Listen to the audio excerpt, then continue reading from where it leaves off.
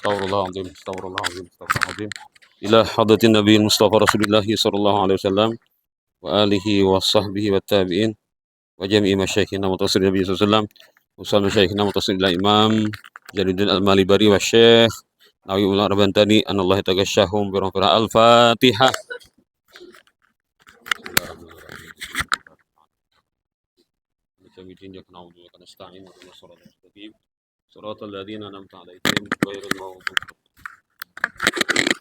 Alhamdulillah rabbil alamin. Wassalatu wassalamu ala asyrafil anbiya'i wal mursalin Sayyidina Muhammadin wa ala alihi wa sahbihi ajmain wa ba'd. Wa qala al-muallif rahimahullah ta'ala wa nafa'ana bih wa bi jami' ulama fid darin amin fi kitabi kami tuyan. Summa tarjamtuhu ila lugatina al-Indonesiah.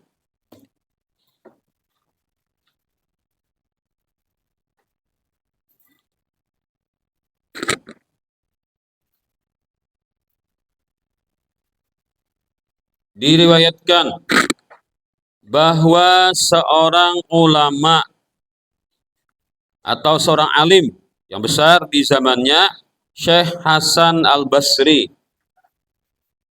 Syekh Hasan Al-Basri dikenal dengan gelar Sayyidut Tabi'in.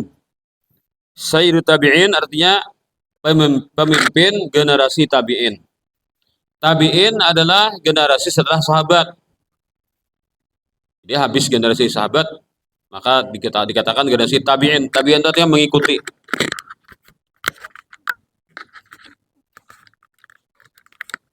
Tapi orang yang bergelar tabi'in tidak seperti sahabat mudahnya mendapatkan. Kalau sahabat itu yang penting pernah berjumpa Nabi dan beriman. Walaupun cuma satu kali berjumpa dengan Nabi, maka dia adalah sahabat. Dan dia punya kekuatan nilai imannya sangat tinggi sekali. Lebih tinggi daripada para wali-wali yang paling tinggi. Wali kutub pun akan di bawah derajat daripada para sahabat. Sahabat nampak kami di masjid itu lebih mulia daripada seorang wali kutub, wali yang sangat besar. Padahal kami di masjid sahabatnya, nah dipukuli orang dah. Lalu jadi. Nah, itu karena dia seorang sahabat. Dan sahabat itu walaupun dia tidak pernah melihat Nabi, kayak Pak, ada sahabat yang tunanetra. Nabi melihat dia tidak bisa melihat Nabi. Tetap itu sahabat. Ada juga sahabat, dia masih kecil.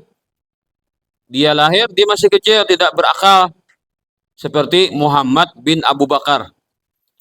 Muhammad bin Abu Bakar itu lahirnya ketika haji wada. Jadi Abu Bakar ini haji wada itu lawan bini betinan deh. Betinan tuha, saya pas tapar anak bini berhaji, tapar anak. Tapi masih dalam perjalanan haji. Dingarani Muhammad bin Abu Bakar, itu sahabat juga. Padahal beliau tidak tahu sama sekali dengan Nabi, karena umur berapa 3 bulanan kan wafat Rasulullah. Nah, tapi kalau tabi'in, misalkan suami sahabat, tapi kada belajar dengan sahabat, kada bisa dapat nilai tabi'in, harus belajar dengan sahabat. Berapa bisi guru sahabat. Nah, yang paling banyak mengaji dengan sahabat adalah Sayyidina Hasan Al-Basri. Hasan Al-Basri ini digaduh oleh bini Nabi nang bangaran siapa? Tahulah. Nah, siapa? Bini Nabi nang gaduh Hasan Basri? Juwairiyah. Tahulah abahnya Hasan Basri itu statusnya ya Pak? Abahnya Hasan Basri seorang budak. Mamanya Hasan Basri juga budak. Nah, dari 2 orang budak melahirkan anak bayi laki-laki. Lalu dia suka menuntut ilmu. Akhirnya Hasan Basri adalah menjadi ulama yang sangat besar pada keturunan budak. Abah mamanya budak. Tapi karena rajin untuk ilmu, jadi ulama besar. Diakui, sahabat pun mengakui. Ujar sahabat, kami sudah mendengar hadis dari Nabi, tapi kami sudah lupa. Terkadang kami sudah lupa dengan hadis Nabi. Tapi si pemuda ini dia masih hafal. Dan dia banyak punya kata-kata hikmah. Dia berbicara seperti Nabi. Kayak Nabi itu harapnya berpandir kata-kata hikmah. Hasan Basri itu kayak itu tuh kata-kata sidin. Menusuk ke dalam hati manusia. Orang akan bertaubat kan ketika mendengar nasihat-nasihat Sayyidina Hasan Al-Basri. Nah, waktu Hasan Al-Basri masih kakanak, masih bayi, Mama Sidin itu kan budaknya bini Nabi. Lalu disuruh bini Nabi, mamanya Hasan Basri itu ke pasar. Mungkin menukar napa-napa kalah. Nah, keperluan keseharian. Nah, waktu mamanya Hasan Basri di pasar, Hasan Basri masih bayi, nangis. Nangis, kadang kalau dibisaan di. Nah, maka Hasan Basri ini kan tinggal di rumah bini Nabi. Sedangkan rumah bini Nabi itu kan rancak dimasuki Nabi. Kan Nabi itu bergilir, bini Sidin. Nabi itu rumah Sidin tuh, bini Sidin tuh kayak bidakan. Nah, pita-pita rumah itu kan, ini giliran si Ano. Karena pulang isok dari si Ano putar Nabi itu. Rumah tuh berpita-pita, anak kayak lokal berpita kan lalu. Jadi antara Siti Aisyah lawan Sayyidina Hafsah itu bersama padu, Makanya apa kubur Nabi itu kan berada di rumah Siti Aisyah. Sedangkan orang yang ziarah itu asalnya dari rumah Siti Hafsah. Area orang tempat orang menghadap ke Nabi salam dah itu dari tanahnya tanah rumah Sayyidina Hafsah kata ulama. Itu kan di lingkaran makam Nabi itu asalnya rumah bini Nabi itu sudah. Nah itu Nabi itu. Jadi kan rumah Siti Juwairiyah pun juga sering dimasukin Nabi karena bergiliran. Nah artinya kan hawa rumah itu pernah dihirup oleh Rasulullah dan napas Rasulullah berhembus di ruangan itu. Hasan Basri hidup di situ mereka anak. Nah itu keberkahannya. Kenapa jadi rahasianya Hasan Basri itu menjadi alim besar karena oksigen yang dihirup Sidin adalah oksigen yang bekas di situ Nabi pernah tinggal. Itu kanunnya ulama itu mengatakan. Jadi ketika bayi Hasan Basri itu menangis, dia bisa ini kadang mau ampeh. Kayak pak orang tua bisa ikan anak nangis tuh jan macam-macam melok nah. Diulah mainan di depan ada apakah di suara apakah kadang mau ampeh. Tak paksa menggunakan cara pamungkas. Tahu lagi lah. Nah, ini cucu. Nah, abah mamanya tulangan ke pasar atau orang pamiran adalah anak tinggal di rumah, anak masih nyusuk, amok inya, nininya pimpuan. Kadang mau ampeh menangis, tahu lagi lah. Ada cara pamungkas menghentikan tangisan si cucu nih. Tahu lagi lah. Kayak apa caranya? Si nini nih supaya cucu ampeh menangis, tahu lagi caranya lah. Ada cara pamungkas. Padahal kan kada. Nah, cara pamungkasnya bayinya itu dibawa ke kamar, dirabahkan ditilam, disuruh ninen. Padahal nini susunya kada bebenyu lagi.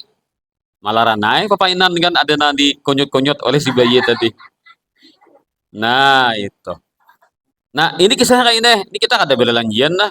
Jadi karena tohok sudah dibisa ini bayi Hasan Basri nangis terus. Pasal bini Nabi menggunakan cara pamungkas tadi. Bawa Sidin ke kamar, rabah ke Sidin, susui Sidin. Nah, loh Hasan Basri ninen lawan bini Nabi, tapi kan ada bebanyu pang susunya kan. Karena orang sudah tua ada kan karenanya bini Nabi itu. Nah, cuma kan bersentuhan kulit Hasan Basri dengan kulit istri Nabi. Sedang istri Nabi sering bersentuhan dengan Nabi. Harap kadang boleh kadang bayi haram lah. Nggak ada haram, masih bayi. Masih bayi. Amunan tua masih ngot. Seram. Ada mau nanti Tuhan ambil singot ada mau ambil berkat ada mau. Nah, haram hukumnya. Ada patwa di luar negeri itu kan. Kok orang anak bulah mahram. Anak mula mahram, kayak apa aja. Cari supir aja. Nah, supir pengen jadi mahram dah. Supir pengen jadi mahram, kayak apa caranya aja supir pengen jadi mahram. Jadi kan ada apa lagi tulak ke mana malah supir nih. Laki kada cemburu lagi di luar negeri ada patwa.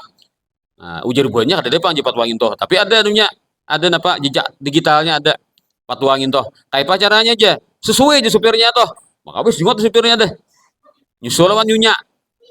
Nah, dia mau tetapai nang jadi mahram itu kalau bayinya umurnya 2 tahun wah nyusunya 5 kali walaupun sekali kunyut saja ampehnya kan satu sudah bila sampai 5 kali main 5 kali 5 ronde aja nyusu jadi anak sudah anak susu mahram sudah kamu nang sudah tua lewat 2 tahun pada ginang 22 tahun bagi apa 10 tahun gitu kan mau jadi anak gitu tetapi orang lain alhamdulillah.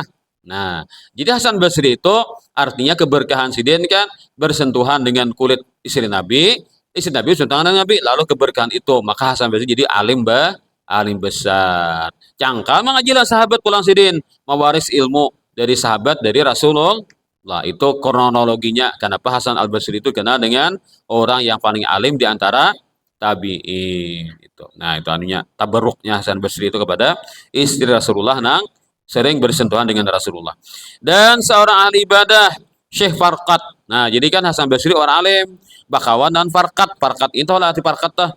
Farqat itu bintang yang cemerlang di atas angkasa sana. Farqat itu nama bintang. Apakah beda dengan pangaran Farqat? Nah, kita bintang lah, utuh bintang. Nah, lalu si Farqat ahli ibadah. Ada Hasan Basri ini orang alim. Bila orang alim pasti ahli ibadah. Kalau orang ahli ibadah aja, alimnya sekadarnya aja, seperlunya aja. Berada dalam suatu jamuan walimah. Walimah itu pesta. Apa kalau menyelamat? Apakah yang menyediakan kurma dalam tempat terbuat dari emas dan perak. Nah, orang sugih, Pak. Nah, jadi kurma wadahnya atau piringnya, mangkoknya emas. Bolehlah kita makan kurma di mangkok emas. Nah, haram hukumnya. Lakian kabinian kalah makan memakai piring emas, cangkir emas, mana? Atau pulpen emas, atau HP emas, atau mikrofon emas, haram hukumnya. Nah, boleh itu hanyalah bibinian pakai perhiasan emas. Nah, itu. Tapi kalau alat-alat aksesoris atau alat rumah tangga itu harus boleh berbahan emas atau perak. Nah, itu kisahnya lah. Nah. Kemudian bagaimana? Syekh Hasan terbuat dari emas perak. Syekh Hasan duduk menghadapi makanan tersebut. Nama undang ini kan bila kali dimakan sariknya. Karena dia menjamu orang-orang yang banyak. Bila sampai begitu tuan guru nak ada makan sariknya. Ada Syekh Farqat kayak Pak. Sedangkan Syekh Farqat mengucilkan diri berjauh. Tahu apa pada haram? Jauhnya. Ada Hasan Basri duduk menghadapi kurma di dalam piring emas atau piring perak tadi. Syekh Hasan mengambil kurma dari tempatnya dan menuangkannya menuangkannya habis di atas roti. Artinya kurma tuh Anda kan roti kan roti itu kan kada di piring. Mungkin roti itu di Anda ada sapu tangan kan. Anda roti di sapu tangan, kurma di kan di piring, ambil dari piring nah Anda ke kurma nah. Kada menumpah pan, Pak menuang pan, Pak kada menuangkan pan lah, ini menuangkan ini masih maknanya masih samar. Jadi tolong diganti aja dah. Menuangkan tuh memindahkan aja, memindahkan bukan menuangkan. Menuangkan tuh masih memakai kan nah. Memindahkan. Dan memindahkannya habis di atas roti. Memindahkannya gantilah menuangkan tuh memindahkan. Kalau menuangkan tuh masih memakai beli. Sedangkan Hasan Basri kada memakai. Lalu beliau makan roti dan kurma tersebut. Apa ini kayak selain lah. Nah, cuma rotinya kurmanya nang seadanya. Sambil menoleh kepada Syekh Farqat dan berkata, "Wahai Furaikid." Nah, ini Furaikid itu kan Farqat itu kan namanya mukabbar. Bila Furaikid itu kan musagar di tasgir. Bila tasgir itu kan kayak ya bahasa kasar melecehkan. Cuma kan kita tuh mempakalah. Artinya kenapa ikam kada alim? Ikam kada mengerti hukum gini. Jadi kewajiban saya sating ini supaya kada haram kawaja. Lalu wahai Furaikid. Nah, wahai Furaikid, Farqat yang tidak alim artinya kan. Wahai Furaikid, tidakkah engkau berbuat seperti ini? Ya kak ini kam, bapak kam kau jujung kasih to kada makan. Lapar parut noneh. Nah, orang makanan seorang kada kan, nago liur nerai. Nah, kawah caranya kayak itu. Pindah dulu rotinya keluar, abi kurmanya Anda surutnya, makan situ. Maunya langsung di piring amat makan haram hukumnya. Berarti makai piring emas. Pindah dulu keluar akan hulu, hanya makan di situ. Nah, orang alim tahu caranya supaya kada haram. Nah, itu. Orang alim. Begitu ceritanya. Nah, Syekh Hasan berpendapat bahwa mengosongkan isi piring yang terbuat dari emas dan perak tersebut bukanlah berarti memakainya. Tadi kan pindahi kurmanya. Bahkan menghilangkan kemungkaran yang diperbuat oleh pemilik rumah. Jadi kayak ini tuan guru kan orang paham apa aja nuruti gitu. Lalu ampun rumah tak kalah kan makanannya dimakan orang aja kan artinya orang kada menghina. Tapi seorang ketahuan pada melakukan hal yang diharamkan, tidak didukung oleh ulama dengan menyuguhkan makanan di piring amas tadi. Nah, dinto. Karena kedalaman ilmu agamanya, beliau telah menggabungkan antara kesunatan makan hidangan walimah, menutup kekecewaan hati orang yang mengundang, adalah menghilangkan kemungkaran dan sekaligus mengajarkan hukum fikih. Nah, banyaknya faidah. Tuan guru, pada sudah dijebak. Tuan guru dijebak loh, nah. Terjebak baca maling haram. Kalau ada ilmu, ada solusi. Nah, itu pentingnya ilmu. Bila ada ilmu, ada solusi, dapat menghindari daripada hal yang salah di agama kan. Nah, itu. Jadi perlu kita banyak ilmu. Karena kita ini hidup akan menghadapi kehidupan kayak kami ini kan kita ambil standar lah. Orang umur 60. Banyak loh lagi perjalanan masih panjang loh nih. Saparogin belumnya lah. Kamu 30 tuh umur saparuh ada tak? Belum 30 sama 20 sepertiga aja hanya. Masih banyak nih kan. Jadi kalau kita anggap umur-umur standar, maka untuk menghadapi usia kita masih lama tuh banyak-banyak kita berbekal. Nah, apa bekal yang terbaik adalah ilmu. Nah, macam-macam karena permasalahan yang kita hadapi. Bila kita ada ilmu, maka ilmulah yang akan menyelamatkan. Apa yuk? Jadi anu kah? Jadi kelunggar kah? Anak bunyi anak ada. Nah, itu ilmu akan menyelamatkan itu. Nah, supaya terbebas daripada yang haram-haram tadi. Nah, itu pentingnya lah pesan daripada cerita ini. Beliau memandang kecil nama Syekh Barakat yang tidak alim dengan wahai Furaikid karena menyindir pengingkarannya kepada pemilik rumah loh kan. Lalu kata kau berdakwah jadinya kan tapa dingkul, artinya tapa huwa lawan pun rumah tadi. Nah, itu pentingnya kan ilmu menjadi solusi tadi.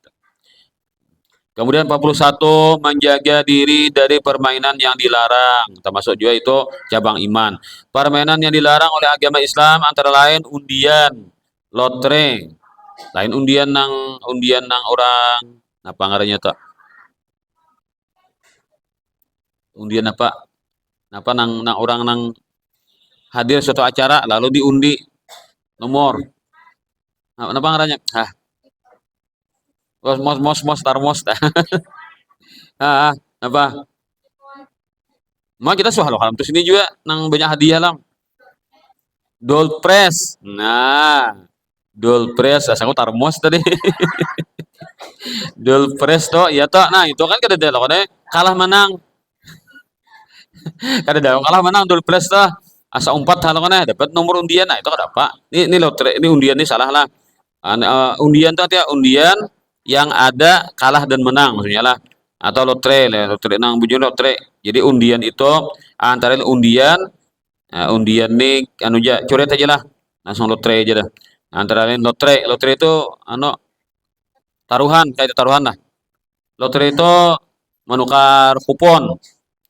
Nah, kalau kupon misalnya 10.000 harga kupon 10.000 mau lah kupon ke atas bujur 10.000 nukar mau lah dan mau nukar karena diacak kanan nama nang nomornya nama lotre kan yang itu judi lotre itu kan judi kayak itu atau kayak orang bertaruh lo nih taruhan nah musim apa jen pildun atau pildun pildun piala dunia nah nih main nah negara anu main siapa menang aku buat anu taruhan berapa nah, ada nang berdua main kan bertaruh berdua ada juga nang ada bendernya kan ada bendernya nah itu haram ada permainan tuh lalu pulang siapa menang tuh bila tebakannya menang kan lalu dapat hadiah dari keuntungan nah itu kan ada kalah menang jadi sifatnya ada kalah menang hukumnya haram amun misalkan pang bejual wadai misalkan wadai itu memang 2.000 harganya cuma supaya lekas payo dia niki kupon ini wadai ini ada kuponnya ini dari 100 biji wadai ini ada kuponnya lah wadai apa ini nyaman tuh ranjan nah wadai apa ini nyaman tuh nah pak resoles nah resoles isinya apa isinya abun nah ada kupon hati-hati lawan abun dimakan tuh lawan kupon nah itu pulang kan apa hadiah nang keluarnya pulang lo kok dapat undian hadiahnya guna ih apa hadiahnya kira ah Nang guna na orang nyasar eta buang kuponnya apa hadiahnya. Nah, umrah kan. Risoles 100 biji lah, umrah hadiahnya lah. Wah, ya harap bener ini jual risoles nek. Ih, umrah hadiahnya. Ih, toh kah. Jadi nyasar tuh, bang buang kuponnya loh nih. Ada tatagok kupon makan makan risoles kadang ingat loh nih. Tatagok kuponnya, pas sama ada yang di WC. Kalau menang. Nah, gitu kan. Kayak pangin tojar, wadahnya kan masa itu harganya cuma supaya lakas payo diulahkan keundian itu kada haram itu kadang kada kalah kada menang tayen lah napa misalkan wadah itu harganya 1.000 misalkan dijual 10.000 dia niki kupon nah itu haram ada medai harga 1.000 dia dianggap 10.000 nah ada boleh ini ada wadahnya tetap harganya standar aja cuma kan supaya lakas payo diolah niki kupon. Nah, itu boleh aja kak itu. Itu teknik orang berdagang pelas payo. Itu larijan lah. Ah, ada yang lah. Lakuai. Karena menerpakan nak itu payo bener di asrama nih kira lah. Eh, mm. Apalagi. Nah, kayak itulah. Bila kadada kalah menang, maka itu kada haram. Ada pulang apa mainan yang haram lah sini, meniup suruleng lah. Nah, meniup suruleng. Haram di sinilah. Dan gitar, nah main gitar. Haram juga menurut Syekh Nawawi Banten sini. Nah, itu macam-macam Pak ini pulang lah.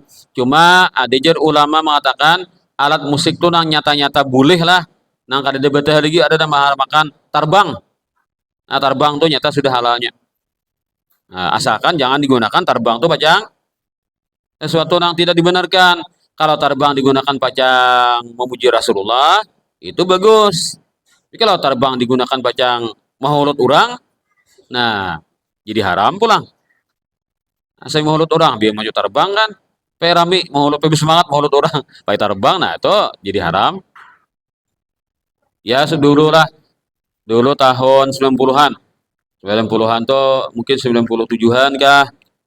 Jadi bari ada orang main bulu tangkis menyemangati apa pemain Indonesia ini pemenang pakai terbang pas guru sekompol melihat di acara televisi mas guru sekompol langsung sini komen sini di majelis sidin ujian sidin ini rusak sudah kan alat yang digunakan pacang memuji Rasulullah nih digunakan pacang orang main badminton. Nah, jisidin disalahgunakan ini alat. Orang pacang digunakan sunah kan terbang itu dibawa untuk memuji Rasulullah. Ini dibawakan untuk menyemangati orang main badminton. Akhirnya pas guru songpol stop terbang di Sokumpol. Dulu tuh lawas kada terbang. Tahun berapa berita kada terbang di Sokumpol tak. Jadi Sokumpol tuh beri zaman guru masih hidup tuh lah. Terkadang guru nyuruh berterbang. Kadang kada berterbang itu. Makanya tadi kan atau acara di Imbe Marhaba kada berterbang leh. Nah, guru Sokumpol beri gitu. Terkadang kada sing terbangan. Jadi aku waktu awal datang waktu tahun 1999 tuh lah Sokumpol kada berterbang. Pas guru bulan Maulid waktu lah berapa kan minggu berapa kan setelah kita mukim di Mertapura tuh lah bulan Maulid waktu itu. Lalu ada syair hanyar keluar. Syairnya Ya Nabinal Hadi lawan Yaman Yara. Nah, hanyar keluar lagu itu kan jadi dibawa oleh vokalisnya. Lalu guru bakuleng ke belakang, jatuh terbang sih, pas terbang pulang, rami pulang terbang. Nah, beri. Pas waktu kita nyaran mukim di Mertapura. Biar lawas-lawas, kada terbang pulang sih guru. Tangan di sini buat terbang pulang. Jadi kada terbang. Biasanya pulang biar tahun berapa ke pulang, itulah ya lawas kada terbang lah pulang lah. Lalu pulang ada guru menyuruh baca syair talaal. Isidin marhaba talaal baduru sidin. Bawakan talaal baduru alaina. Pakai terbang sidin. Nah, terbang pulang. Guru menyuruh. Jadi kayak berapa kali kabari tak ada betul-betul ada tuh lah atas tanpa perintah guru dari guru sekompol tuh. Maulidnya juga maulid habisi, nah suah kan racak. Maulid azab bisa juga guru tak. Jadi berita di malam Senin tuh bisa sini azab malam azab di Bejidin. Tapi tanang narancam lah habisi bang. Cuma pernah guru baca maulid azab juga. Dan pernah juga mulai habis itu di Bejidin mulai awal sampai habis. Mulai awal sampai habis di Bejidin. Itu di ngarasin dari itu khataman maulid. Khataman maulid lalu dekorasinya waktu itu diandeki pohon kurma. Pohon kurma nano aksesorisnya tuh. Pohon kurma nang hiasan. Artinya Bang Ujoy mawai kan guru sekompo tuh badi kurasi juga musala. Cuma kada bati miwah benar. Kada pakai nang panatayan kada kan, kada pakai apa ngarannya. Panatayan apa ngarannya itu? Apa ngarannya? Kada pakai itu sidin. Cuma dekorasinya anu ja nang hiasan. Pohon kurma tuh nah. Kayak kayak pohon kurma lah di anu replikanya kan. Dikirang di musala tuh. Waktu itu Sa'ban sebelum nisfu. Nisfu bari guru tuh. Nah, pernah Maulid itu bejisin sanyaannya. Maulid azab saja bejisin sanyaannya. Alhamdulillah itu kita namui. Jadi same itu kira atas Syekh Maulid Al-Habsyi tamaman. Nah, pernah kita mendengar guru Songpoto baca Al-Habsyi secara sempurna. Maulid azab pernah juga saya sempurna. Nah, itu. Kemudian 42 sederhana dalam membelanjakan harta wallahu a'lam. Al-Fatihah. Amin amin ya rabbal alamin. Bismillahirrahmanirrahim. Ya rabbal alamin. Allahumma shalli wa sallim ala sayyidina Muhammad wa ala alihi wa sahbihi wa baraka wa akhtana wa ta'ammadna ama asrarna ma alanna man ta'alamu bihi antal muqaddim antal muakhir wa anta wassallallahu ala sayyidina Muhammad wa ala alihi wa sahbihi. Alhamdulillah rabbil alamin. Taqabbalallahu minkum.